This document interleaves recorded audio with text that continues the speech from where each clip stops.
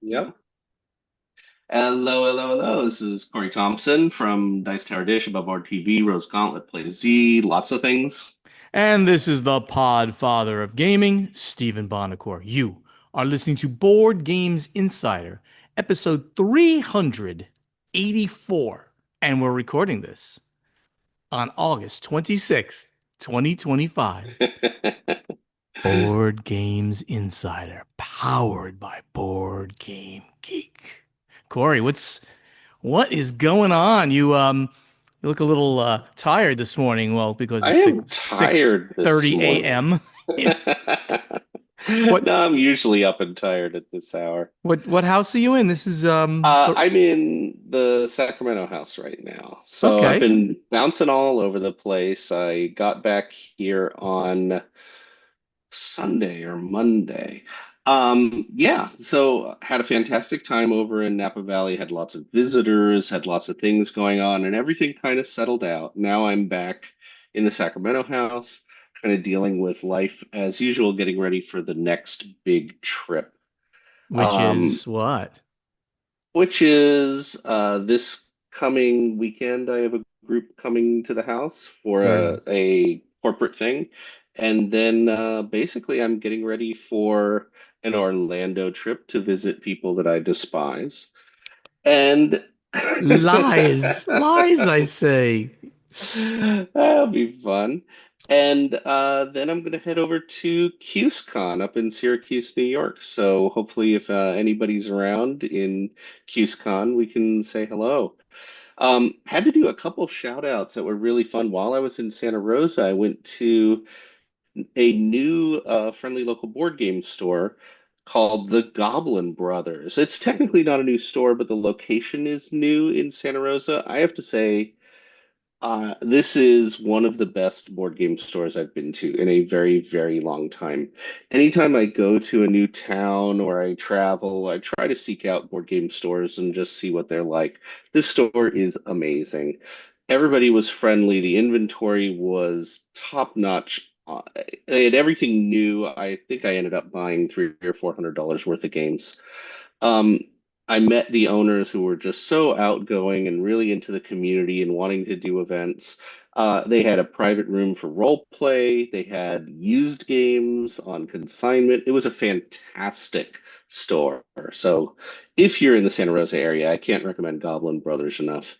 Um, one of the games that I pulled out of my Gen Con haul was one that looked a little simplistic, and I wanted to check it out, and it really surprised me. It's called R Eco, R-ECO, and it's a Japanese game about recycling. It's a relatively simple card game. I am in love with this game. It's really, really cool. It solves a problem that I think's been around in card games for a while. There's a lot of card games where you have a reward you get if you pay four or five of something, and nobody wants to get to three because the reward hits when you hit four. So everybody's waiting, and it's a game of Nim where nobody wants to do the second to last move. Our eco solves it as a penalty amount of cards goes up as you get closer and closer to the goal line. It is such a fun one. It's Art Eco. It's by Hobby Japan, and the designer is Susumu Kawasaki. Uh, and that's the excitement that's been going on with me is games in stores and hopefully a lot of status quo nothing as I'm home. for, for a short period of time.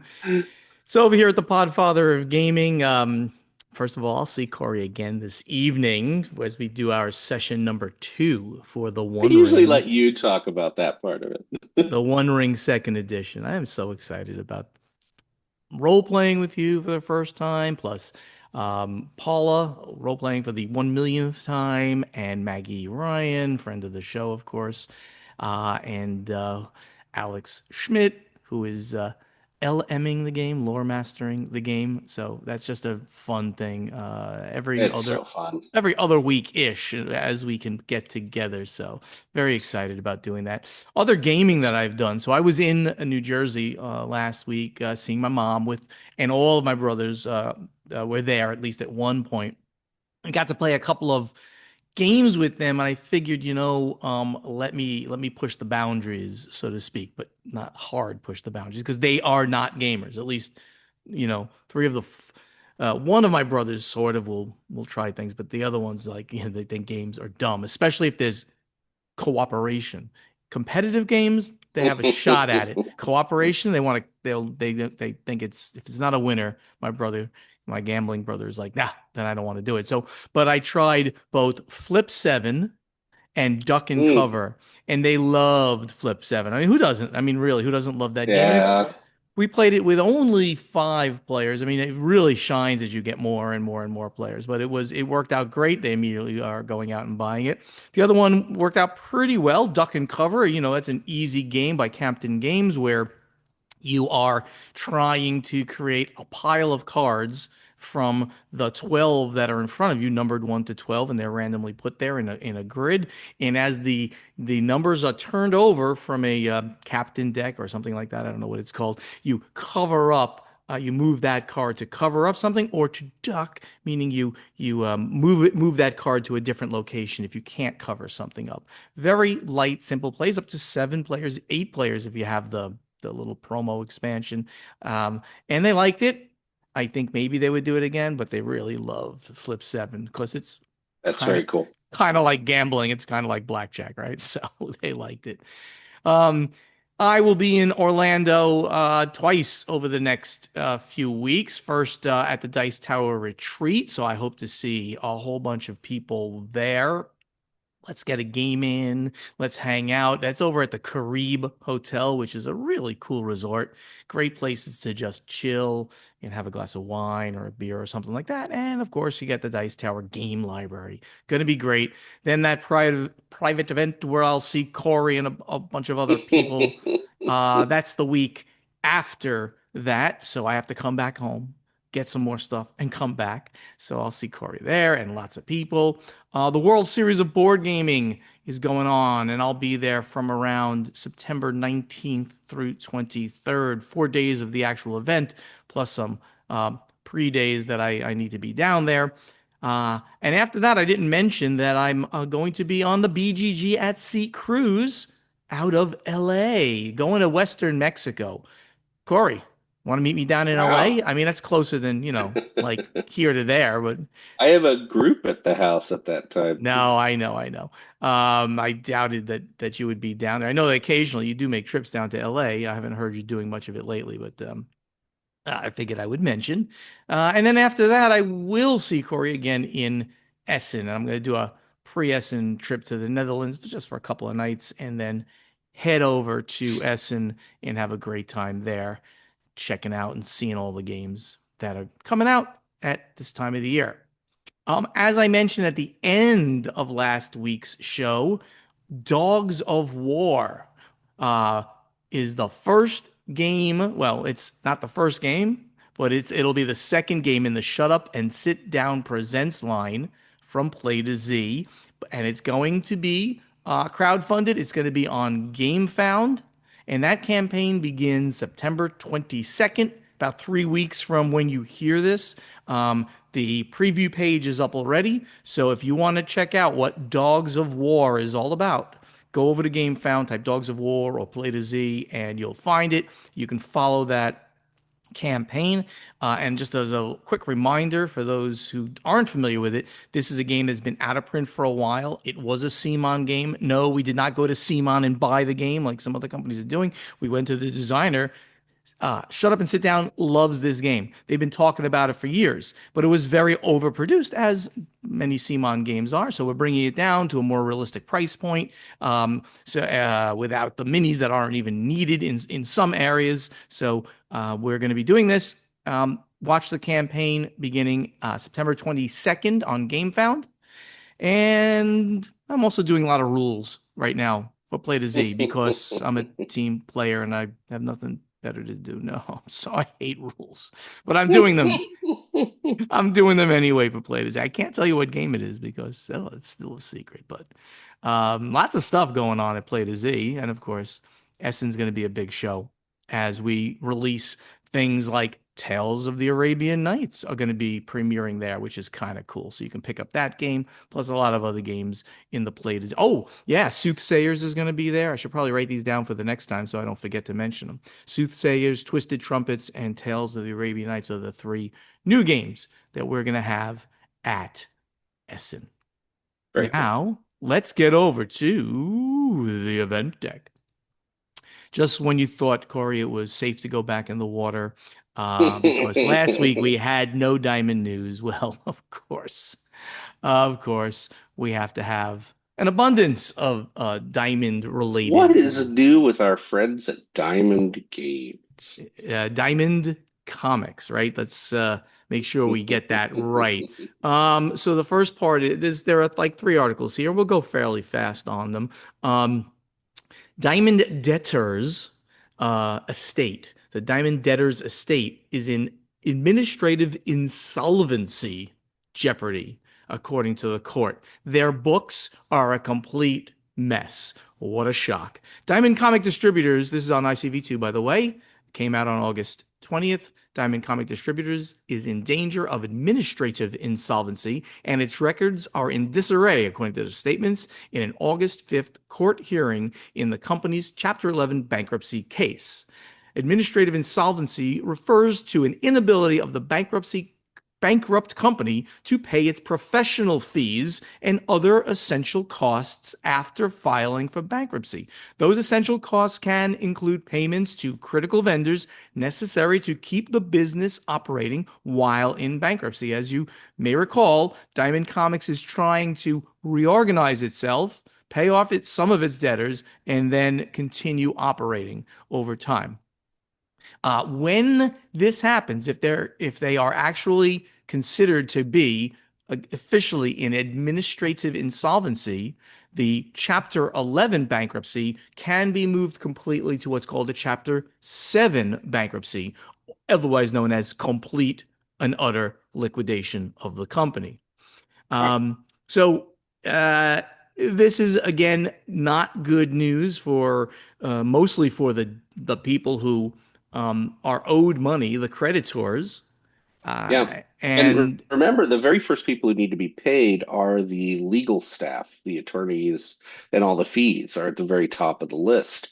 And what they're saying here is they they may not have the money to pay all those people. right. If you don't pay the lawyers, well, then nobody's going to defend you, and they will just transfer it over to a liquidation. Just sell everything you have and pay the people you owe money to. Second of the news articles on Diamond is that Image Comics settled with Diamond on the consignment inventory front. Mm, As you probably remember, many publishers of comics and books have consignment inventory over at Diamond Comics.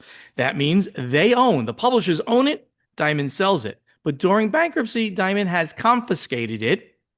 Sadly, it's legal to do so, and has been selling it and not paying back the publishers. So in this ICV2 article, Image Comics has reached a settlement agreement with Diamond Comic Distributors in its dispute over consignment inventory. And a key hearing continues for a third day, and this was just less than a week ago. The hearing on the numerous motions and objections related to Diamond's plan to seize and sell the consignment inventory in its warehouse began on Monday, based on a plan created in a scheduling conference in early August. The plan the court laid out for this week's hearing was to first decide whether the dispute should be settled by an adversary proceeding, which would require delays for discovery, or to just proceed to hearings and motions. So the Image Comics has come to an agreement on what's going to happen with their inventory. It doesn't actually outline in this article if they have decided to turn it back over to Image, pay Image, or anything like that. But they've come to a settlement, which obviously will be put out in court later on. in And it's court about documents. $3 million worth of inventory that they're arguing about. It does specifically say that the value of the inventory Image will be able to reclaim was not revealed. Right, exactly. And then we have more on that consignment inventory, which is the most interesting portion of what's going on right now, because this consignment inventory owned by publishers is being sold by Diamond and not the money not given back to the publishers. Sounds terrible and illegal, but sadly it is legal in bankruptcy proceedings. On ICV2, a court order clarifies the next steps on Diamond consignment inventory. Court order that was released in bankruptcy cases clarified the next steps. The court has also scheduled a hearing on the publisher's motion that their consignment contracts be assumed or rejected. So no one Yep. has assumed, meaning taken responsibility for those contracts, which case then they would have to then deal with the consignment inventory, or just simply rejected it. Diamond just rejecting the notion that we're not dealing with those consignment contracts. The order contemplates the possibility of settlements, noting that the order does not prevent Diamond and a publisher from reaching an agreement allowing the property to be sold, which we just mentioned. Image Comics did that with Diamond. Diamond has leverage here, and that's the control of the physical inventory. The order does not require Diamond to return the consignment inventory. It just makes the procedure for seizing it more expensive and time consuming for Diamond, which may or may not have time. So this, as I reported in my conversation with Nicole Lindrus of Green Ronin, I interviewed her and I posted that Hmm. interview. I did it during Gen Con. I posted that interview on the Podfather of Gaming YouTube channel, and you can go listen to it. By the end of this month, I believe it is September 1st, or they're going to be a hearing on what's going to happen with this inventory. They all of the consigners, those who have Yep. consigned, I get the e's and the ers wrong, will have their day in court to say we want our stuff back, and I think that because of this precedent, we should be able to get that. And that was a lot of Diamond stuff, and I hope we're not boring the audience too much. I know that David Gordon says, stop reporting on this. But I think it's very important and very interesting from a business perspective how this plays It's out. And still going on. it's certainly important to retailers of comics. And we have a number of retailers who listen to this podcast. So we're doing it for them, you out there. So we have some very interesting news here. Two articles came out this week, one in USA Today, and Yep. amazingly, one in the New York Times. Both of these were regarding board games, the board game industry, the board game hobby. And I was floored by the fact that both of these companies, both of these major news organizations would bring out articles on our, niche industry. Corey, do you want to take the first one or do you want to take the second one? Either one. I have the first one up if you'd like. Oh, sure. The USA Today article I thought was really interesting. It was a nice summary of what's been going on regard to tariffs and costs to the board game industry. They did a really good job. They interviewed, this is by Bailey Schultz of USA Today, and this really comes with a sense of this is someone who sort of understands the board game industry. Yeah. They interviewed a whole bunch of notable publishers. They interviewed Pandasaurus. They interviewed Cephalofair, as you know, Price Johnson has been very outspoken about and very transparent about the costs that the tariffs have made for Cephalofair with regards to Frosthaven, Gloomhaven, and all of their products. Um, it's a really nice article. Bitewing talked about some problems that they've had, and even some very small companies talking about um, costs that bring them to the edge of not being able to do business. Spielcraft Games, a very small company over in Omaha, Nebraska, had a lot to say about what's going on. So it's a good background and shows the impact of what's going on. I thought it was I thought it was worth a read. The USA Today article. Yeah, absolutely. And the New York Times article, it was titled "A Wild Card for the Board Game Business: Trump's Tariffs." Um, and they pointed out that the trade war uncertainty is forcing board and card game publishers in the United States to make tough decisions and putting the future of the industry in jeopardy. As we reported, it is an existential problem for hobby board gaming because it's tariffs at some of the levels that have been mentioned would basically be shutting down the whole industry, or at least a very large portion of it. And There were, like, they even interviewed, in this case, just groups of gamers in New York City. New York Times went out and they Mm, interviewed some people who meet in Brooklyn, and they were saying how they will be affected because if prices of a game goes up by so much, well, then they're just not going to be able to buy any of the new products. John Stacy was quoted, who's the executive director of Gamma, mentioning that 20% of publishers at Origins were no-shows, as they just didn't even have product to sell. Many publishers had stopped importation during the time when the tariffs were so high that it was untenable to bring them in. It could have cost some people, and it would have cost some companies millions of dollars just to bring their stuff in before you start selling it. You've already paid the Chinese printer, and now you're trying to get your product here. The U.S. government would have taken millions of dollars from some publishers. A couple of quotes from some notable people. Eric Price from Japanime Games. He indicated that we stopped manufacturing for 4 months. Price Johnson, who you had mentioned a second ago from Cephalofair yeah. Games, he's been very outspoken about this, and it really impacts the high-end games, which, of course, Cephalofair does Gloomhaven and Frosthaven, these very big, expensive games. He said, we have canceled projects. We have had to leave product in China for months. We have no confidence in where this is heading, so we have had to rethink the business model. And he finished with, we had to lay someone off, and I took a 50% pay cut.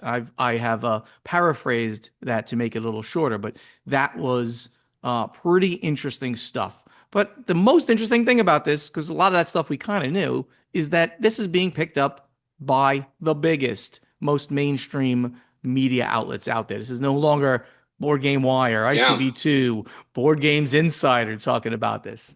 This is the New York Times and USA Today. Pretty amazing. One more quick thing that we'll do before we move on to our questions. The de minimis rules are now Yeah. de Maximus. This is from our friend, very good friend of the show, Eric Hanui from Belgium. Thank you, Eric. He always points out some really Yeah. interesting things for us Well, to talk about. as a little background, the de minimis, there used to be this rule in tariffs and imports that if you had under a certain amount and it was $800, they would not impose a tariff on it. Where this comes into play is if you received your copy of a $100 game in the mail, they wouldn't worry about tariffs on it if it was under $800. But with the new tariff laws, de minimis has been removed. Everything is subject to tariff now.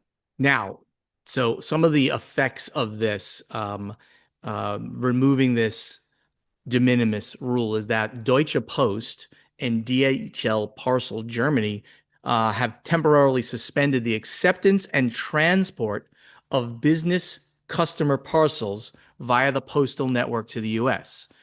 Shipping via DHL Express, though, does remain possible, apparently. Now, one very important note here is that this affects business to consumer fulfillments. So it does Yeah, not affect um, if I send you a gift, right? This is a business sending to a consumer, and if it's a package that's marked as a gift and the value is below $100, there's no issue. Now, the foreign carriers still might not accept it, but you will not get hit with a tariff as a small gift.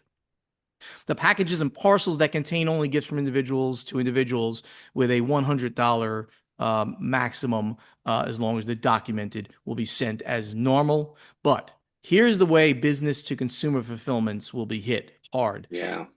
countries facing tariffs of 15% or less, it's $80 per parcel.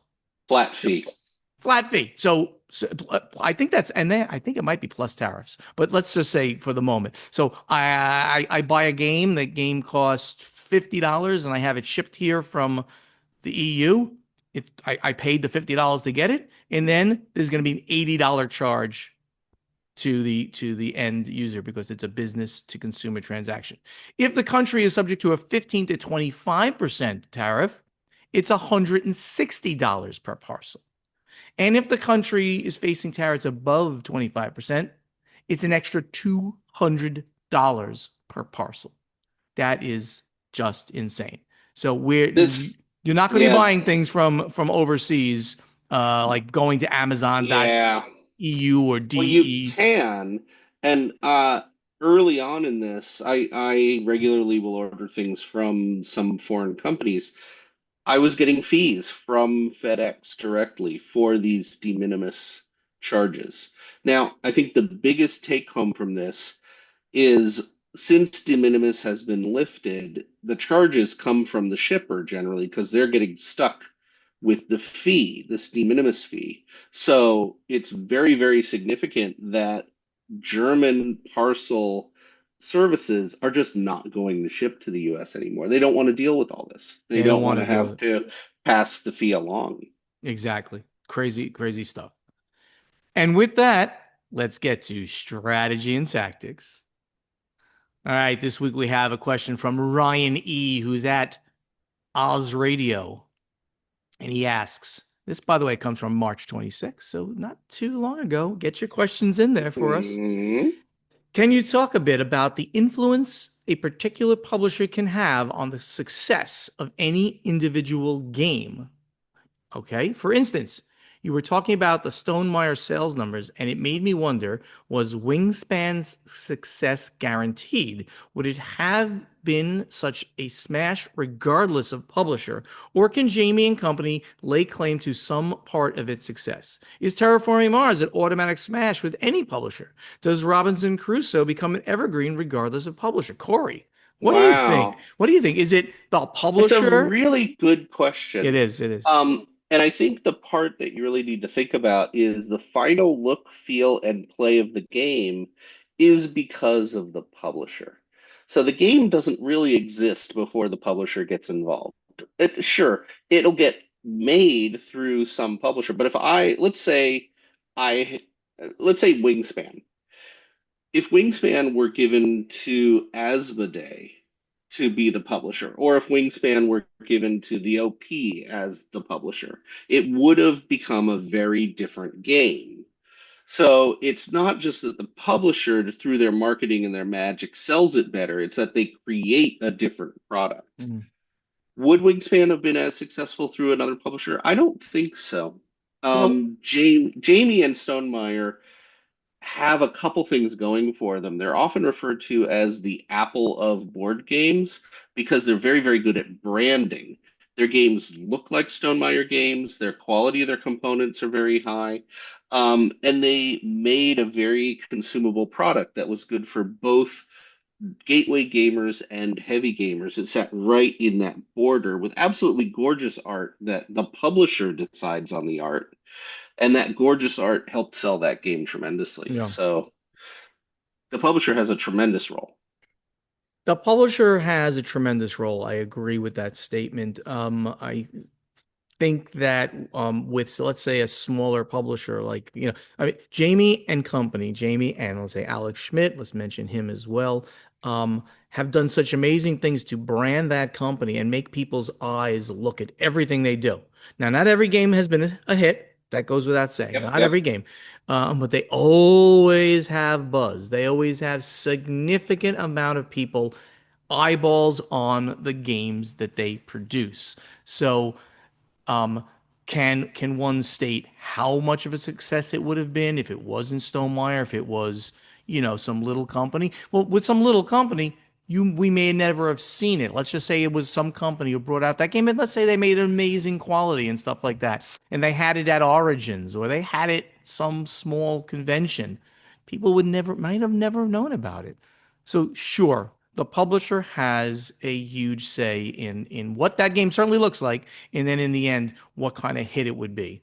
Um, Terraforming Mars had a lot of things going for it besides the fact that it's a great game. It had the fact that Mars, at that moment, and still is in the zeitgeist of everybody. They were like, The Martian had Mm. just come out, where we're actually looking to potentially go to Mars in like my lifetime. I mean, that we'll have more things going to Mars and stuff like that. Robinson Crusoe, what a great design that you can never win, according to Ignacy I, almost. Though I've won it, he tells me I cheated at the game, so that's I tend to interesting. believe Ignacy that you played it wrong. I played it wrong, is what he tells me. Um, so it's a great question. The degree to which a game's success depends on the publisher. That's the portion that we'd have to weigh to figure out. But and nobody's got a magic sauce to absolutely know if the game will be great and great seller, that is, or not under a given Well, publisher. and it leads into that whole argument of games that have absolutely amazing mechanics and gameplay. Do they sell regardless of the art? Does do do consumers buy games for the art or do they buy them for the gameplay? Uh, so with Terraforming Mars, the biggest criticism it's received over the years is the art, the look and feel of the game.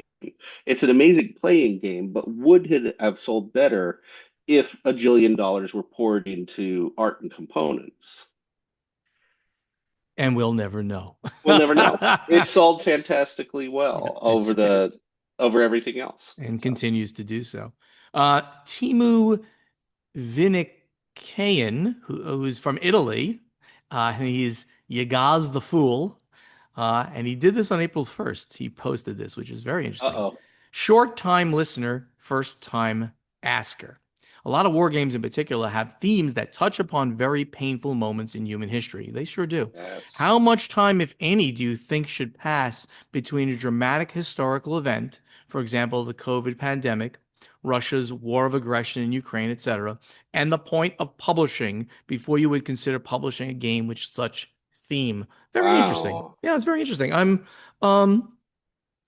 Well, here's one answer to that. Well, one at least possible timeline. You wouldn't want to publish the game before the event is over. Like publishing a game about COVID, which is like pandemic, right? I mean, that sort of was published as They in, they actually delayed publication of several pandemic related yeah. board games during the pandemic. Sure, sure, sure.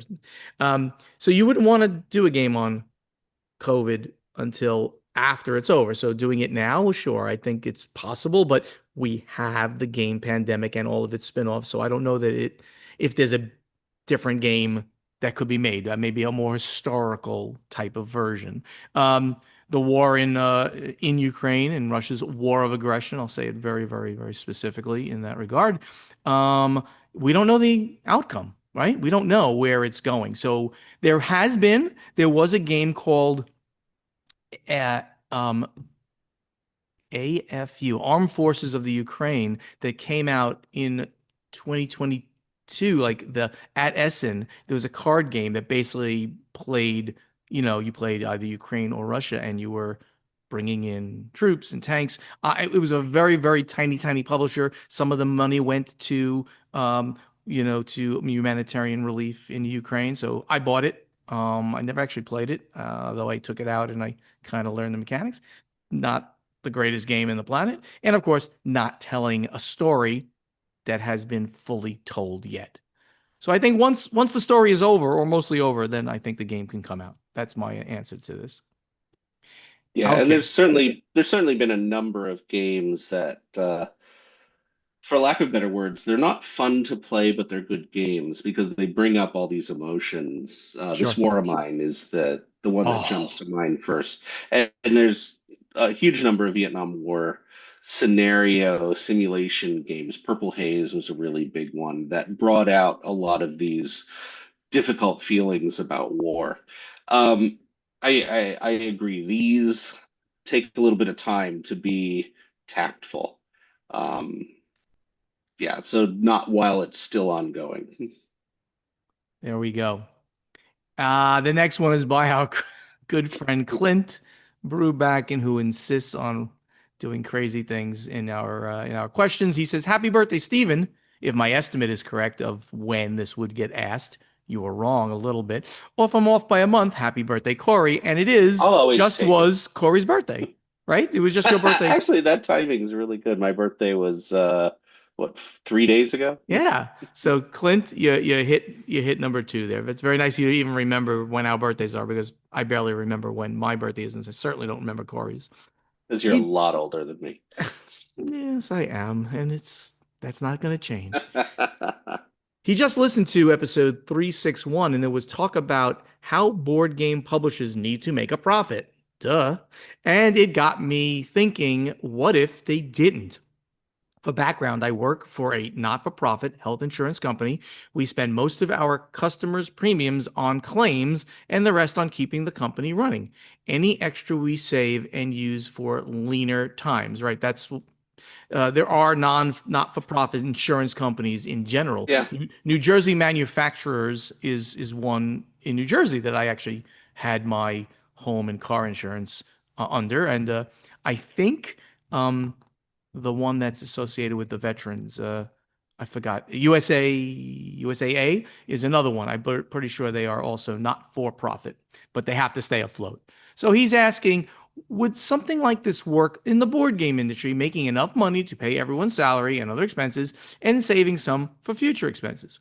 This might be effectively how many companies operate anyway, as this is not a high profit industry. It is a thought-provoking question. Corey, do you think Wow. that that some companies might start operating as not-for-profit? Hey, maybe because you do get certain tax breaks, maybe people set their companies up as not-for-profit and do board games that simply, I don't know, I don't know. themed a certain way. I mean, there could be religious board Yeah. games, maybe. I don't know. I'm just Is trying to there think a this out. precedent? Is there a precedent for a company that makes a product that runs as nonprofit? Well, I mean, a product. I mean, wouldn't you say insurance is a product? I would. No, it's a service.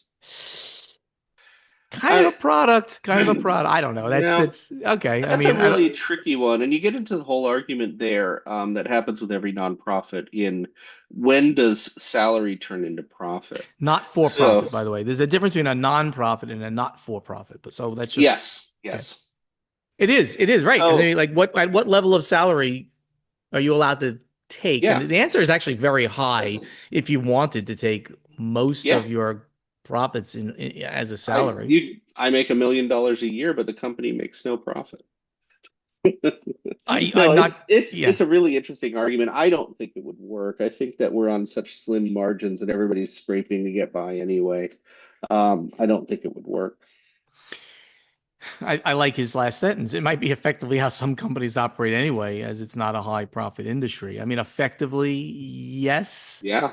Some smaller companies eke by. The owner is does everything, uh, and pays nobody except maybe not even himself. Just he takes some money out of the I company.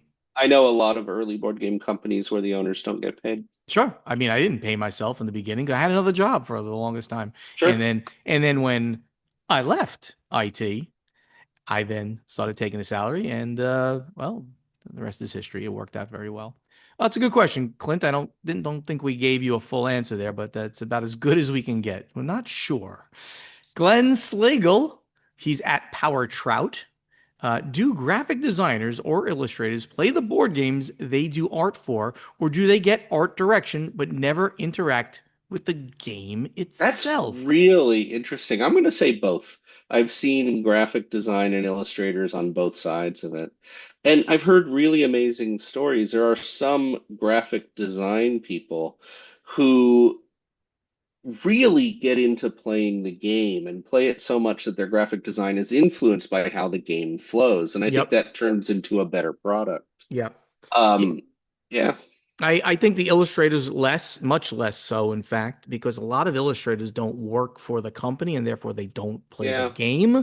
They're overseas illustrators, or they're just illustrators from a Western country, the United States or someplace.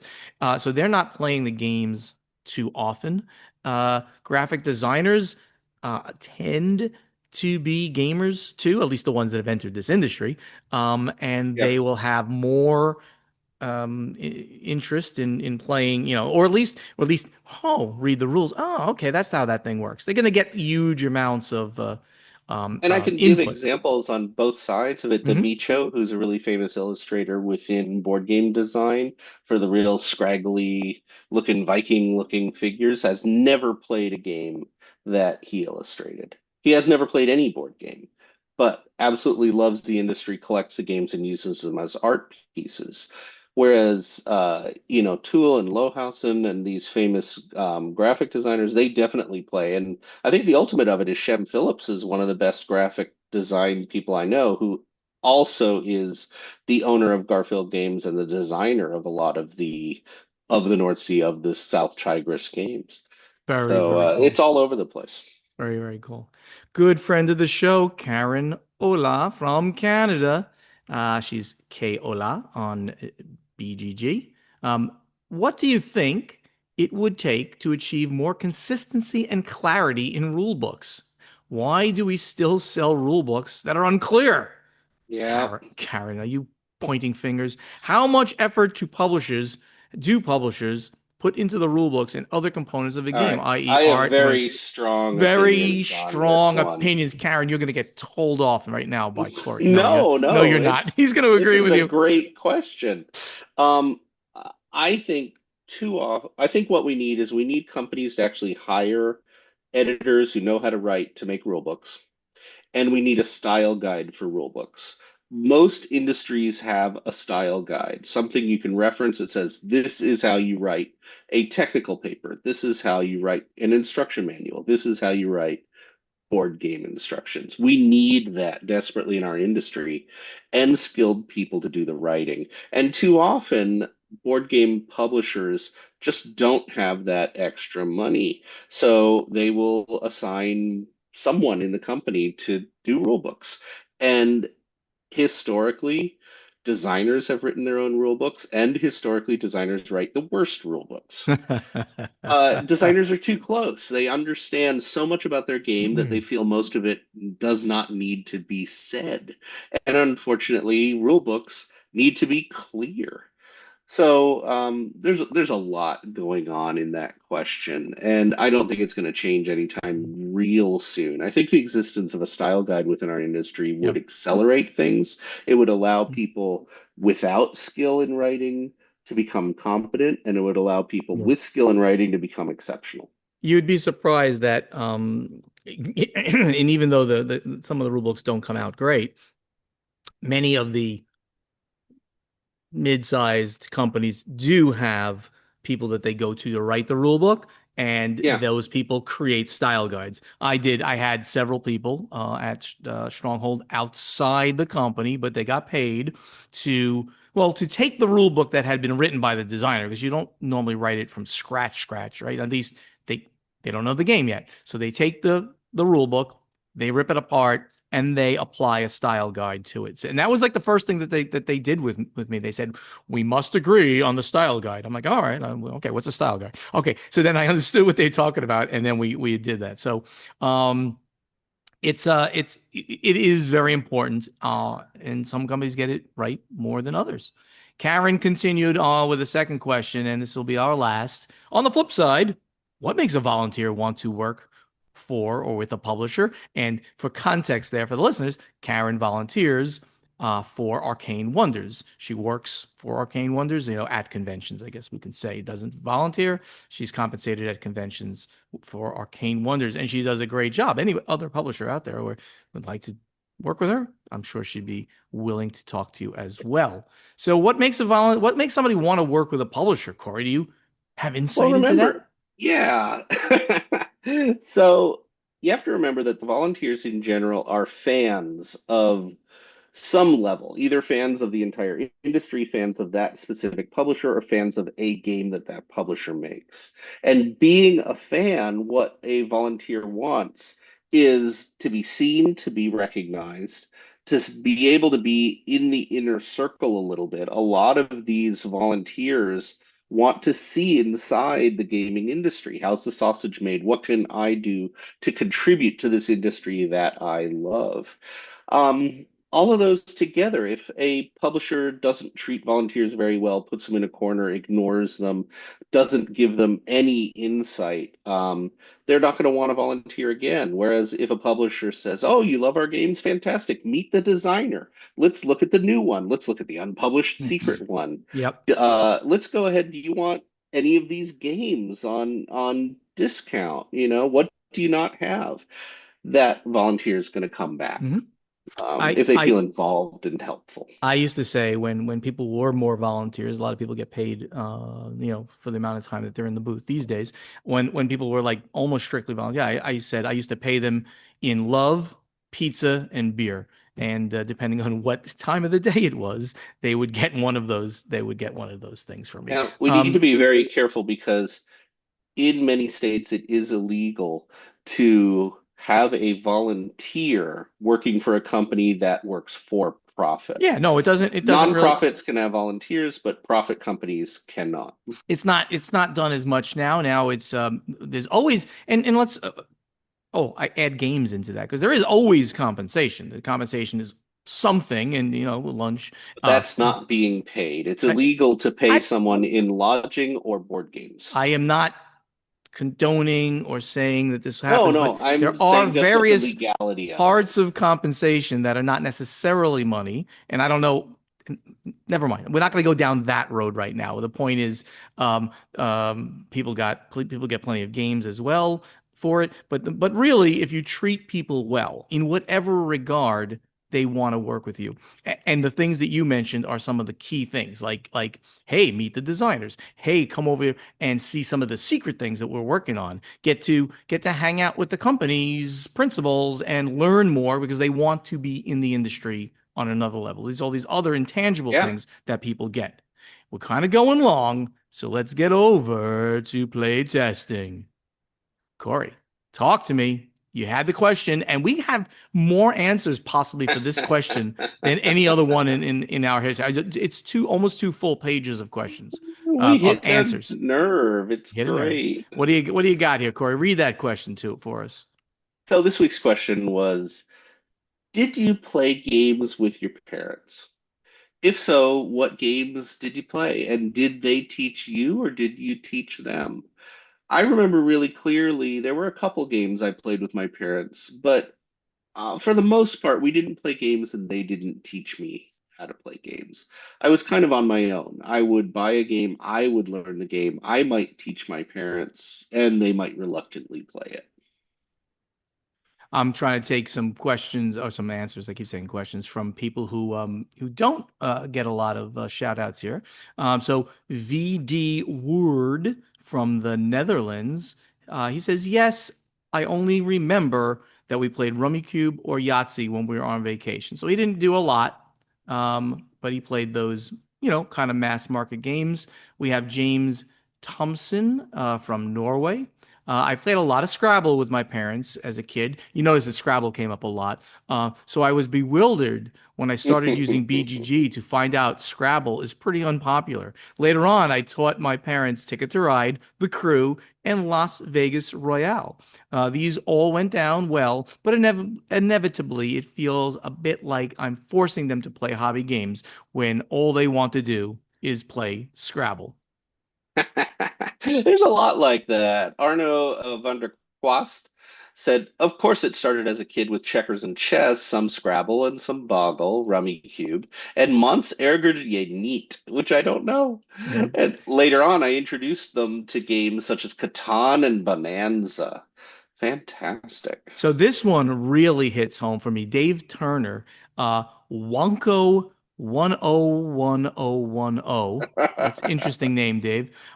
We would play board games every Christmas Eve. Guess what? The Bonacors would play board games every Christmas Eve, besides occasionally during the year too. But that was a thing. Christmas Eve, we would play, sadly, a lot of Monopoly, sometimes other games. Said being in the 80s, we played Trivial Pursuit for a few years, interspersed with Pictionary. To this day, I can still vividly recall my corny father landing on an orange Trivial Pursuit space and sing song Orange Juice Smart, just like the orange juice commercial from the time. I don't remember that commercial. I'm sorry. Anybody in their early 50s knows exactly what commercial I'm talking about. I'm not in my I early know. 50s. Do you? Okay. We eventually stopped doing it as we got older and moved out of the house, but some of our favorite memories of time spent with family involved those Christmas Eve sessions. Let's face it, if this isn't one of your biggest reasons for gaming, you're missing out. Well, that's really nice, actually, right? That whole bring the family together, even if it's a okay game like Trivial Pursuit is, Monopoly is just not good, basically the way people like to play it, which is goes on forever. And Trivial Pursuit is not a good trivia game. It's just not. There's just too many. I got to land here at the time at this, and then it's not a good game. It goes on too long, etc. But you have those great memories that you make with these games. Anything else, Corey, before we move on? Kevin Martin had a great one at Ag Blade. Growing up, we spent weekends with our father, often played Risk, Shogun, Fortress America, Axis and Allies, Hero Quest, Battle Masters, etc. In 2022, he lost his wife, and soon after, I started hosting family game nights on Fridays as a way to stay connected to him. We've been doing so ever since. We have played through Jaws of the Lion, 39 scenarios of Frosthaven, Massive Darkness, Quacks, Castle Combo, and so much more. My father turned 75 this year. I can't imagine there are many fathers that can say they learned Frosthaven at age 73. Wow. Just last Friday, we played a game of Shogun, our original copy from 30 plus years ago with my dad, brother, and two nephews. What a great experience to share with three generations of family.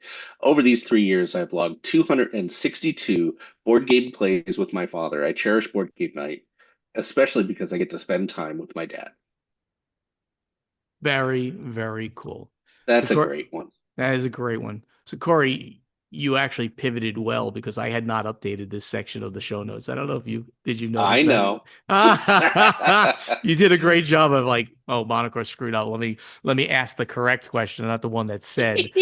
Thank you. Thank you for not making me look stupid. I appreciate it, which I do that enough myself. So please, um, please take us to this week's question for our audience. Yeah. So, kind Again, of on which the is same yours. line with families, little kids are obsessive. Did you have a board game you were absolutely obsessed with when you were, say, under 10? This is a tough question. I mean, I think I've mentioned at least a couple of these things. I was pretty obsessed with King Oil.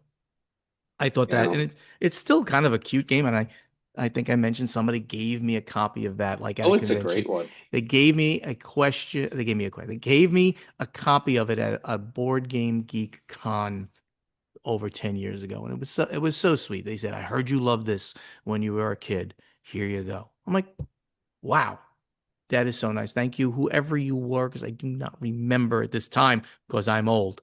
Um, but another game that I have mentioned that I just thought was so cool because of the technology that was built in, and that was Voice of the Mummy. I believe it was Milton Bradley. Yeah. It came with a little record player, like those, like, I don't know, 4-inch records that you'd push a button and it would randomly pick a place and play that portion of the record, and it would tell you what to do. And when you land, and that would happen when you landed on various spaces. I thought that was just the coolest thing. The game was absolutely terrible for a modern audience because it would be like one of the things it would say was, take 3 joules if your age is an even number. It's like, that's what kind of mechanic is that? It's like dumb mechanic. Like, but the fact that it had this gimmick in it made it so interesting for a 8 or 10-year old Stephen Bonnick or whatever, It's whatever age I was. I remember we had a board game closet when I was young, and I remember every game that was in that closet. There was Aggravation, there was Monopoly, um, there was Rummy Cube, but I was absolutely obsessed with Waterworks, that card game that had the little metal wrenches in it. And I don't think I ever played it. I always wanted to play it. I always begged my parents to play it because it had these little metal wrenches. I didn't know much about it, and I don't think we ever played it. Wow. Very, very cool. I do notice, by the way, Corey, that we're kind of running out of questions to ask. So you're going to have to come up with some more because I'm incapable of doing that. You realize that? Didn't I come up with the last 100 or so? You came up with about the last 100 or so. That is correct. That is Okay, correct. And okay. it's funny. I used to pawn that portion off on Ignacy, and well, now I'm pawning it off on you. But anyway, Ah, I have just created a thread and noted it here, and hopefully I will update this appropriately for next week. Um, on Board Game Geek in our guild, find that playtesting thread for this question, answer it, and maybe we'll talk about your answer to it. In the meantime, let's go to the final scoring. Do you know that people think my voice is sexy when I say the final scoring? I I think bet nobody does. and strategy and tactics. You don't think No, so? no, I was no. told, well, you know what? I wasn't told sexy, but I was told, but I was imitated by somebody. They said, they when I said like, oh, wait, let's do final scoring here in this game. They said, let's go to final scoring. That was They good. just know I'm better at it. Aren't you better at everything Pretty than I? much. All right. Thank you so much for listening and help us spread the word about this podcast by telling your friends to download Board Games Insider wherever they like to get their podcasts or watch Board Games Insider on the Podfather of Gaming YouTube channel. If you want to be part of this podcast, you can. Go to Board Game Geek, go to the Guild, be a member, ask us questions for our strategy and tactics segment, and answer our question to you from the playtesting segment. It's easy. Come on, do it, help us out and interact with us on social media directly with us. The handle's the same all over, whether it be Facebook, X, Instagram, TikTok, Blue Sky, or YouTube. It's at Board Games Insider, at Portal Games US, at Podfather Gaming, at Dice Tower Dish, at Play to Z Games, and at Above Board TV. When you follow us on any one of those that you love, you'll be talking directly to us. So please do. A special call out, of course, to the YouTube channels where most of our stuff happens: Portal Games Studio, The Podfather of Gaming, and Above Board TV. We'd love to see you in person at an upcoming convention, which would mean for me, Dice Tower Retreat, which when you I'm hear missing this, retreat. I'll Yeah. be there for that. And then after that, the World Series of Board Gaming. Corey's going to neither one of those. He's such a No. slacker. Can't wait for Syracuse that. for CuseCon for That's a me, good one. and then Essen. And then I will also see everybody else. And I get to see a lot of people there, just like walking, and people just, Bonagor, stop. Let's talk. And then they do. When we talk, we have a chat. Like people like, I met Lal Margu, friend of the show, Yep, I did too. Matt asked us a lot of questions, and he From said, yes. Luxembourg. He said, yes, Lal is his real name. I thought it was a joke, right? Lal, laughing out loud, Margu. But nope, that's his name. That was a fun thing. We took pictures together. The Board Games Insider podcast was professionally edited by Jake Thompson. Jake, thank you for your hard work and being part of the team. And the great voice you hear doing the intro, the outro, the in-between segments is that of Ray Greenlee. And he can be contacted to do voiceover work at raygreenleevoiceover.com. Corey, do you have anything else that you want to mention before we end the show? Not too much exciting going on. It's been a slow news week. Finally, a slow week for Corey. I'm going to mention again that please go over to gamefound.com and type Dogs of War, and then you'll be notified and follow that campaign. You'll be notified for this major release from Play to Z, which is the second in the Shut Up and Sit Down Presents line. So please go check that out. It's going to be amazing. All right, everybody. We'll see you next week. Thank you. See you later, everyone. Bye bye.